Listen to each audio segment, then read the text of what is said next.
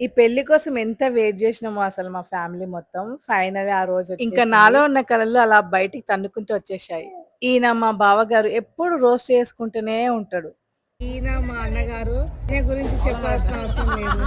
ఈయనే పెళ్ళికొడుకు వాళ్ళ అన్నయ్య మా బావగారు. ఎంతమందికి ఇష్టం పందిరి స్మెల్ అంటే నాకు చాలా ఇష్టం. మార్నింగ్ అది లెవ్వగానే అలా చూసేసరికి స్మెల్ అయితే భలే వచ్చిందసలు. పెళ్లి అయిపోయిన తర్వాత గూడా దాని కిందనే ఉండాలనిపిస్తది. నాకు అంత ఇష్టం అసలు. అది ఎండిపోయినా సరే దాని కింద కూర్చొనుంటే ఎంత బా అనిపిస్తది గదా! అసలు ఆ ఫీలు నాకే ఉంటదా? అందరికి ఉంటదా? అని డౌట్. మీలో ఎవరికైనా ఇష్టం ఉంటే కామెంట్ చేయండి. అయితే శనివారం పెళ్ళికొడుకుని చేయొద్దని చెప్పి ఫ్రైడే రోజు నైటే పెళ్ళికొడుకుని చేశాం. ఇక్కడ పసుపు పెట్టేటప్పుడు అసలైన కామెడీ కాళ్ళకి పెట్టడం మర్చిపోయి ఇగ పక్కకు జరిగిపోతున్నా. అసలు తొడ పెళ్ళికొడుకు గూడా పెట్టడం మర్చిపోయినా నేను.